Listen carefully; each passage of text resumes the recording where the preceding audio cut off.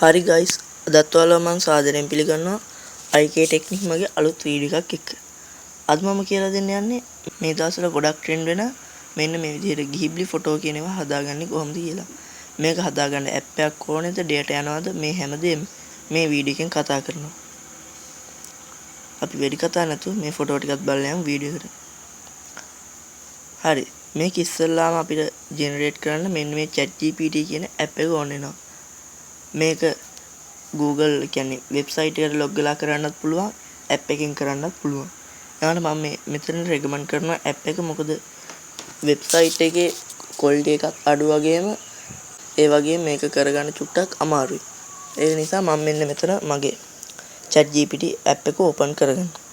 ඊට පස්සේ ask anything කියලා මෙන්න මේ විදිහට type bar එකක් ඇවිල්ලා මෙතන type කරන්න ඕන එක මම උඩින් ඩිස්ප්ලේ එකෙත් දාන්න ඒක හරියටම ටයිප් කරගන්න.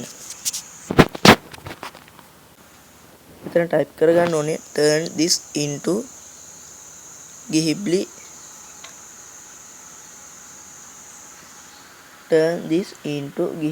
studio style කියන එක. ටයිප් කරලා මෙන්න මෙතන කොටු දෙකක් වගේ තියෙන එක ක්ලික් කරලා අපිට ඕන ෆොටෝ එක අප්ලෝඩ් කරගන්න ඕනේ. ඊට පස්සේ අපේ ගැලරිය ඔටෝ ඕපන් වෙලා ගැලරියේ තියෙන ෆොටෝ ටික පෙන්වනවා. මම මෙන්න මෙතනින් ෆොටෝ එකක් සිලෙක්ට් කරලා මේ යට තියෙන ඇඩ් කියන එක දෙනවා.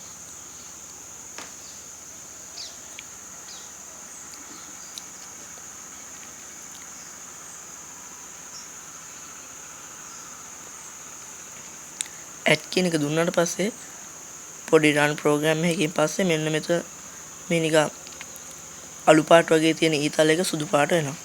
ඊට පස්සේ ඒක ක්ලික් කරන්න. ඒක ක්ලික් කරාට පස්සේ ChatGPT එකේ මෙන්න මේ විදිහට මෙසේජ් එකක් එනවා getting start කියලා. ඒ කියන්නේ ඔයාගේ ෆොටෝ එක හදන ගමන් ජෙනරේට් කරන ගමන් තමයි තියෙන්නේ. මේකට විනාඩි 2ක් වගේ AI process එක වෙන්න මගේ නම් විනාඩි 2ක් ගියා. ඒක ඔයාලා කොහොම වේද කියලා. ඒ කියන්නේ කනෙක්ෂන් එකත් ෆෝන් එකේ ඩිවයිස් එකේ ස්පෙක් අනුව තීරණය වෙන්නේ. හරි දැන් ජෙනරේට් වෙලා ඉවරයි. මගේ ඉස්සෙල්ලා ෆොටෝ එක ක්වොලිටි එක පොඩ්ඩක් අඩු නිසා මම වෙන ෆොටෝ එකක් ජෙනරේට් වෙන්න දැම්මා. මේ තියෙන්නේ ෆොටෝ එකේ ජෙනරේට් වීම පස්සේ මට ආපු ක්ලියර් ෆොටෝ එක. නිකන් කලර්ස් වල හරි ක්වොලිටි එකේ හරි අඩු තත්ත්වයක් පේනවනම් එකක් මගේ වීඩියෝ එකේ ක්වොලිටි එක අඩුයි. නැතත් ස්ක්‍රීන් රෙකෝඩ් එක වැටෙද්දී ක්වොලිටි එක අඩු වෙනවා. හරි ෆොටෝ එකට හදාන ඉවරයි. මේක කරාට පස්සේ යට තියෙන සේව් කියන එක දුන්නාට පස්සේ ඔයාලා ගැලරි එකටම මේක සේව් වෙනවා. වීඩියෝ එක ඉවරයි. ඔයාලා මේක බලලා දෙයක් ඉගෙන ගත්තා නම් අනිවාර්යෙන් ලයික් එකක් දාලා හදලා ෆොටෝ එක හදලා හරි ගියා නම් කමෙන්ට් එකකුත් දාලා යන්න. තව කෙනෙක්ට බලන්න අනිවාර්යෙන් ෂෙයා කරන්න. ලයික් එකක් දාලා සබ්ස්ක්‍රයිබ් කරලාම යන්න.